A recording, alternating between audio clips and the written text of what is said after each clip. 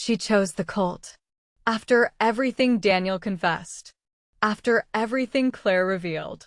After sitting on that apartment floor with a journal in her hands written by a version of herself she couldn't remember, a version that was screaming to be forgotten, Maya looked at the man who claimed to love her. The man who admitted he erased her entire identity, and she chose the stranger in the white van instead. But before we get into what happens next, if this story already has your mind racing, hit that subscribe button right now because what happens inside that compound is going to change everything. The apartment looks like a battlefield. The coffee table is overturned. Wedding photos are scattered across the floor, those too perfect photos staring up at the ceiling like evidence at a crime scene. Maya is sitting against the wall with her knees pulled to her chest, and Daniel is across the room, keeping his distance, watching her the way you watch something fragile that you know is already broken. The door has just clicked shut behind Claire, and the silence between them is the loudest thing Maya has ever heard. She looks at this man. For years of marriage. For years of inside jokes and Sunday mornings and the specific way he always remembered how she took her coffee without being asked. For years of feeling loved and safe and known. And now she understands why he knew her so well. Because he built her. Tell me she's wrong, Maya whispers. The words come out like a prayer she already knows won't be answered. Please. Tell me you didn't do this. Daniel's eyes are wet. He doesn't move toward her. He just sits with his hands open and visible like he's trying to prove he's not a threat, like he knows that the wrong move right now shatters everything permanently. I need you to understand something first, he says. Everything I did because I love you. Not Margot. You. The person you became. The person you chose to become. Stop saying I chose this. You did. His voice cracks down the middle. Margot was dying, Maya. Not physically. Worse. She was being consumed by something that would have destroyed her completely. I saved her. I saved you. I give you a chance to be someone new. Someone free. Maya's back presses harder into the wall like she's trying to disappear through it. What are you talking about? What was I being consumed by? Daniel runs his hands over his face. He looks destroyed. Terrified. But not of her. Of something else. Something bigger. Something that has been lurking at the edges of this story since the very beginning. Sit down, he says quietly. Please. If you want the truth, the whole truth, you need to sit down. Every nerve in her body screams run. Call the police. Call Claire. Get out of this apartment and never come back. But she needs to know. She stays on the floor. Hugs her knees tighter. Talk. Daniel sits too. He keeps the distance between them like it's a wall he's respecting. He pulls out his phone and shows her a photo. It's the same girl from the family photo Claire showed her earlier, but older now. Early 20s. She's standing with a group of people all wearing white. They're in some kind of compound. Everyone is smiling, but the smiles are wrong. Too wide. Too identical. The kind of smiles that have been practiced until they stopped being smiles at all. Her name was Margot Chin. Daniel begins. She was brilliant. Funny. Kind. And she was trapped in a nightmare she didn't even know was a nightmare. He tells her about the Ascendancy. A so-called spiritual enlightenment community. No compound in the woods. No obvious cages. Just wealthy, educated, sophisticated people who had been psychologically conditioned from birth to believe they were chosen. Tech executives. Lawyers. Doctors. People who looked completely normal from the outside while being completely owned from the inside. Margot's parents were second-generation members, Daniel continues. She never had a choice. From the time she could talk she was being conditioned. Psychological manipulation. Isolation disguised as spiritual practice. Reward and punishment systems that rewired her brain before she was old enough to understand what was happening to her. He swipes to another photo. Margot at maybe 16, standing next to an older woman whose hand rests on Margot's shoulder in a way that looks loving but feels possessive. Feels like ownership. "That's Mother Grace," Daniel says, and the hatred in his voice is so pure it's almost physical. The cult leader. And Margot was her favorite. Her chosen successor. They were grooming her to become the next leader of the ascendancy. Maya's stomach turns. "What does that have to do with?" "Because I was in that cult too." He says it quietly, like a confession he's been holding for years. "Margot and I grew up together. We're siblings." The room tilts. "What?" He shows her another photo. Two children, maybe 8 and 10 years old, a boy and a girl, holding hands and smiling at the camera. Both wearing white. There is something in the way the boy holds the girl's hand that isn't just sibling affection. It's protection. Even at 10 years old, he was already trying to protect her. "Our parents joined the ascendancy before we were born," Daniel says. "I'm 2 years older than Margot. We were raised together in that psychological prison. But when I was 18, I started to see the cracks. Started to understand what was being done to us. And when I was 20, I escaped." Tears are running down his face now. He doesn't wipe them. "I spent 2 years deprogramming myself. Going to therapy. Building a new life. I tried to get Margot out, but she wouldn't come. She was too far gone. She believed everything they told her. So I watched from a distance for years. Watched her become Mother's puppet. Watched her start recruiting new members and leading ceremonies and helping them psychologically destroy other people. And the whole time I knew the sister I loved was being erased. Replaced with their version of her." "So you kidnapped her," Maya says. Her voice is hollow. "I saved her." The word comes out like it's been stored under pressure for 4 years. "For years ago, I found out about something called the Grand Ascension. A mass recruitment event that was going to use Margot as the centerpiece. They were going to use her to bring in hundreds of new victims.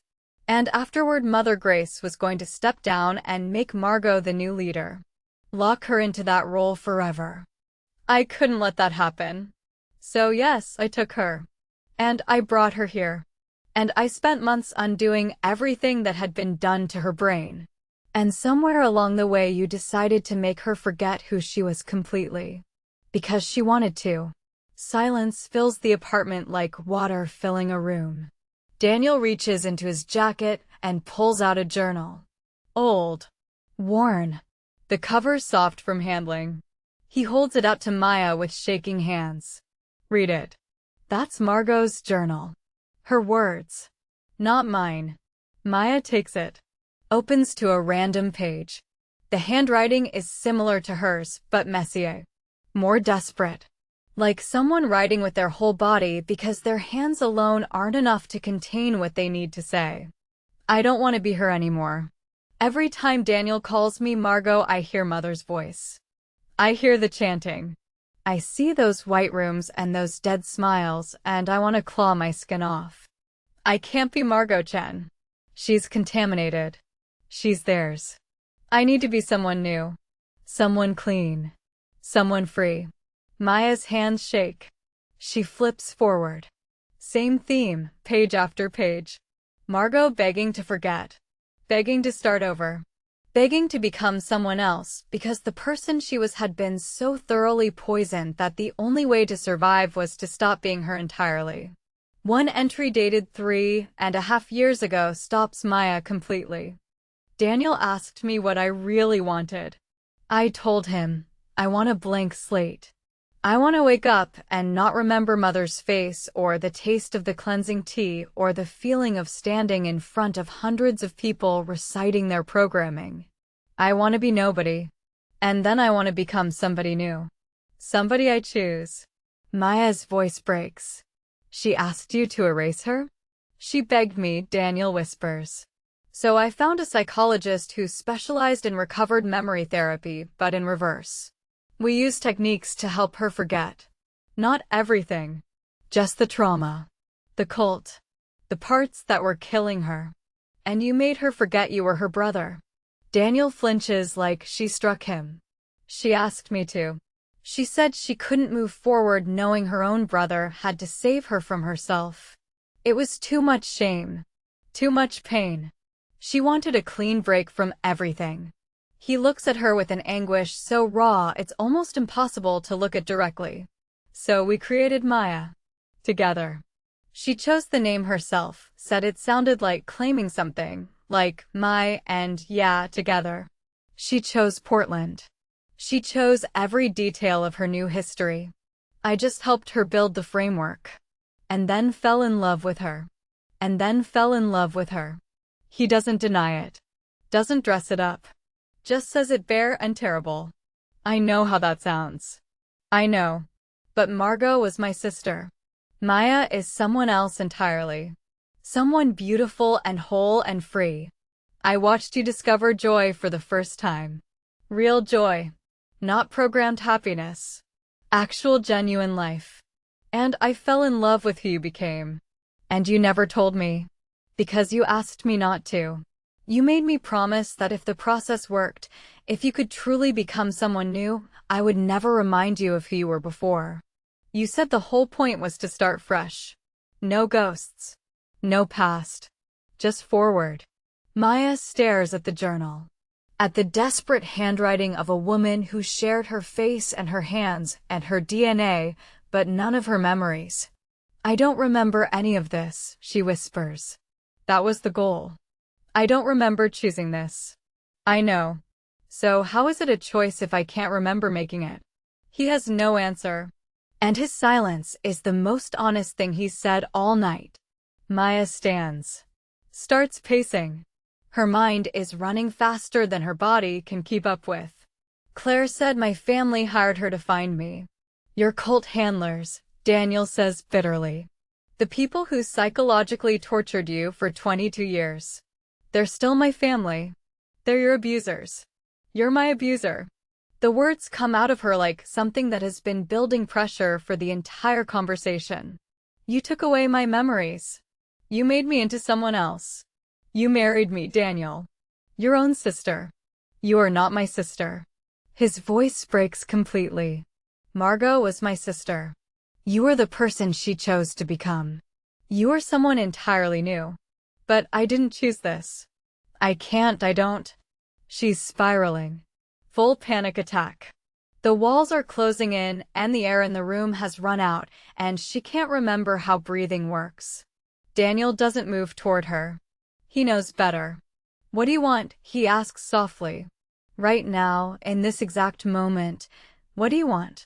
Maya sinks to her knees in the middle of the scattered wedding photos. I want to remember, she whispers. I want to know who I was. I want to talk to my real mother. The fear that crosses Daniel's face in that moment is unlike anything she has ever seen on him. More than when she confronted him about the folder. More than when Claire walked through that door. Maya, if you contact them. I don't care. They will pull you back in. That's what they do. They'll show you videos of your childhood. Tell you stories. Make you feel guilty for abandoning them.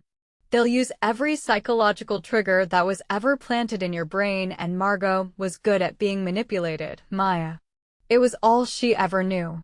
But I'm not Margot anymore, she says. Right? I'm Maya. Someone stronger. Are you? The question hangs between them like smoke. Slowly, deliberately, Maya takes the phone from his hand. Looks at the number on the screen. She presses call. It rings once. Twice. 3 times. Then a voice. Warm and honeyed and smooth as something that has been practiced for decades into something that sounds completely natural. Hello. Maya's entire body changes before her brain has a chance to intervene. Her spine straightens. Her breathing slows. Her shoulders drop into a posture she has never consciously held, but her muscles remember perfectly. Like coming home to a house you've never been to. Hello, the voice repeats. Is someone there? Maya's mouth moves. What comes out doesn't sound like her. It's smaller. Younger. like a child who has been away for too long. Mother. The silence on the other end lasts exactly 3 seconds. Then a sharp intake of breath that sounds like a dam breaking. Margot? My darling girl. Is that you? And Maya starts crying. Deep wrenching sobs that come from somewhere she didn't know existed inside her. Like grief for a loss she can't remember suffering. Like her body has been holding this cry in storage for 4 years, waiting for exactly this moment. I'm so confused, she gasps. I don't know who I am. I don't know what's real. Oh, my precious child. The voice is pure warmth. Pure maternal safety. Something in Maya's nervous system responds to it like a reflex, like pulling your hand from flame, except in reverse. Moving toward the heat instead of away from it. You've been lost for so long. But it's all right now. Mother is here. Mother will bring you home. I don't. Where are you, darling? Tell Mother where you are. And Maya, standing in the wreckage of her living room, drowning in confusion and grief and this inexplicable bone-deep need to obey that voice, almost does. Almost says the address out loud. Almost hands herself over completely. But she sees Daniel's face. The terror in his eyes. And something in that terror makes her hesitate. I can't. Not yet. I just need to know who I was. Who is Margot? Mother Grace's voice softens even further, becoming something almost musical. You are Margot, sweetheart. You've always been Margot. Our brightest star. Our chosen one. And whatever lies you've been told, whatever false memories you've been given, we can fix all of that. We can make you whole again.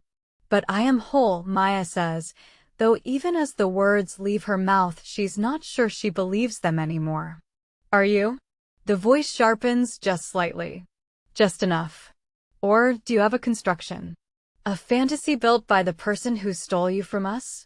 When you try to remember your childhood, your first kiss, your 16th birthday, can you actually remember them? Or is it all just foggy? Maya's breath catches. Because it is foggy. All of it. Every single memory before 4 years ago is like trying to hold water in open hands. That's because those aren't your memories, sweetheart. They're implanted. Fabricated. Your brother Daniel is a very troubled man. He left our family. Rejected everything we tried to give him. And then he came back not to save you but to take you. To make you into his perfect wife because he couldn't have the real Margot, the one who saw him as nothing more than her brother. The words hit Maya like a physical force. She looks at Daniel. Did you make me love you? No. His voice is firm. Maya, she's doing exactly what I told you she would do. She's using your confusion as a door. Did you make me forget you were my brother so I could marry you? You asked me to forget everything including. How convenient that I can't remember asking. Mother Grace's voice purrs back into her ear, softer now, coaxing. Come home, Margot. Just come visit. See your childhood room. Meet your family again. And if after that you truly want to go back to that man and his constructed little life, we won't stop you. I promise. It sounds so reasonable. So safe. So exactly like what she needs. Okay, Maya hears herself say. I'll come. Daniel lunges for the phone. Maya pulls away. Tomorrow. Send me the address. I'll do better than that, darling. I'll send someone to bring you home. Family should come get family. What's your address? Maya's mouth opens. And then Daniel's other phone rings. The one she's never seen before. The burner phone. He looks at the screen and goes completely white. I have to take this. He looks at her with desperation. Don't give her the address. Please. Whatever you do, don't. He steps into the other room. Mother Grace is still in her ear. He's so controlling, isn't he? Always telling you what to do. But you're a grown woman, Margot. You can make your own choices. So where are you, darling? Maya opens her mouth.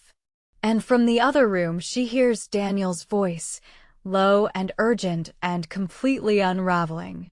She what? When? Are you sure it's her? A pause. Jesus Christ. Okay. Don't let her leave. I'm coming. He comes back into the room. His face is the color of ash. I have to go right now. What happened? It's Claire. She's at the hospital. Someone tried to kill her. The drive to Portland Medical Center is completely silent. Maya's thoughts are so loud she can't hear anything else. Someone tried to kill Claire. The woman investigating Daniel. The woman who was in the process of showing Maya the truth. Someone silenced her before she could finish. They arrive. Claire is in a hospital bed, bandaged and conscious and furious. When she sees Daniel walk through the door, her expression goes from pain to pure accusation. You. I didn't. I left your apartment, Claire says, each word clipped and deliberate, went back to my hotel, and someone was waiting in my room. They tried to make it look like a robbery, but they asked questions first. About Margot. About what I knew. About who I had told. She holds up her phone and shows them a photo she managed to take during the struggle. A tattoo on the attacker's wrist. A circle with radiating lines, like a sun. Like something ancient and deliberate and absolute. Maya knows that symbol. She has seen it before. Not in waking life. In dreams she always dismissed as meaningless. In that place behind sleep where things she can't consciously access have apparently been living all along. The ascendancy, Daniel breathes. They know Margot is alive, Claire says. They know she's here. And they're coming for her. Maya's phone buzzes. A text from Mother Grace. With a photo attached. Maya's apartment building. Taken from outside. Timestamp, 10 minutes ago. They know where we live, Maya whispers. Daniel takes her hand. We need to go. Now. She pulls her hand back. I'm done running. I'm done being told what to do. I'm going to that compound. I'm going to meet these people and find out who the hell I actually am. That's exactly what they want. Good. Maybe what I want and what they want are the same thing. Daniel stares at her like he's watching something fall from a very great height, and there's nothing he can do to stop it. You don't mean that. How would you know what I mean? How would I? I don't know anything anymore. Her phone rings. Unknown number. She answers. Hello, Margot. A male voice. Gentle. Patient. The kind of patience that has never had to be tested. My name is Brother Thomas. Mother sent me. I'm parked outside your apartment building right now. I understand you might be frightened and confused. So I'm not going to force anything. I'm simply going to wait. If you want to come home, come down. If you don't, I'll wait until morning and then I'll leave. The choice is yours, dear one. It always has been. He hangs up. If you're already feeling your chest tighten, if you already know this is about to go somewhere you're not ready for, subscribe right now because part 3 goes inside the compound and nothing about it is what you're expecting. Maya looks at Daniel. At Claire, bandaged and watching from the hospital bed. At the police officer standing in the corner who looks like he deeply regrets responding to this particular call tonight. I'm going, she says. Maya. My name might not even be Maya. She's crying again. Not the panicked crying from before. Something quieter. More resolved. I need to know. I need to see it for myself. I need to stand in the place where Margot grew up and feel whether it's real or not. And no one gets to take that from me. Not the cult. Not you. She doesn't wait for his response. She walks out of the hospital and into the parking lot and gets into a cab before Daniel can reach her. Through the rear window, she watches him standing under the parking lot lights. Getting smaller. His face a map of everything he's ever done wrong and everything he's losing in real time. He looks like a man watching 4 years of carefully constructed love unravel in the back of a cab. The apartment building comes into view. And there is the white van. Pristine and unmarked. And beside it a man in his mid-40s with warm medium brown skin and kind eyes and immaculate white linen clothes who smiles at her like she is something he has been waiting for. "Margot," Brother Thomas says gently. "It's so good to finally see you again." Maya's body responds before she can stop it. That same inexplicable muscle memory. That same pull towards something she cannot name, but cannot deny feeling. "I don't know you," she says. "You do," he says. "Your mind has forgotten, but your soul remembers. We helped raise you. We loved you. We still love you." He opens the van door. Inside, plush seats. Soft lighting. It looks like safety. It looks like rest. It looks like somewhere a person could finally stop fighting. Another car screeches to a stop behind her. Daniel. He must have driven straight from the hospital. He jumps out with the desperation of someone who has run out of time. "Maya, please. Don't do this."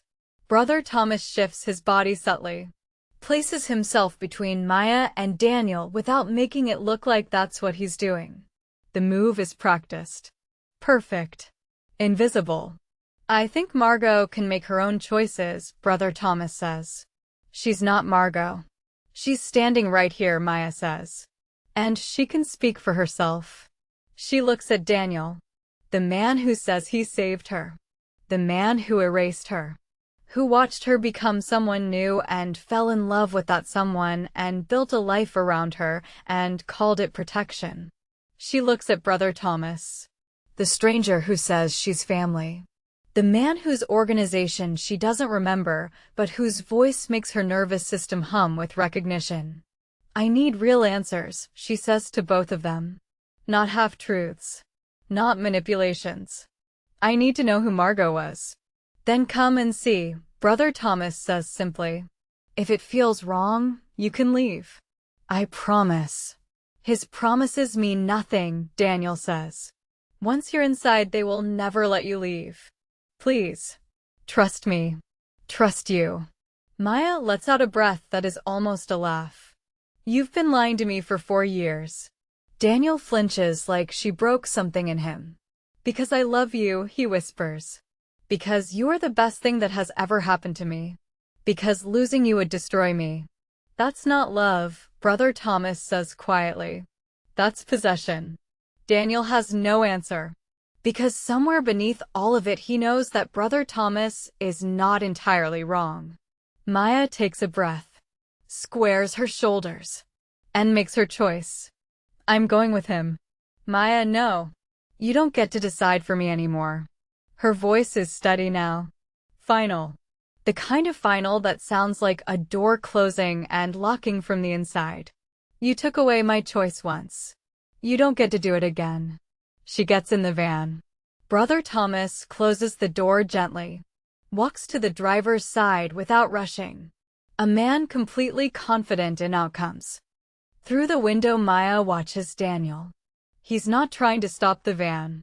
He's just standing there on the wet pavement with tears running down his face. A man watching something irreversible happen and understanding that he is the reason it is happening. He mouths 2 words. "I'm sorry."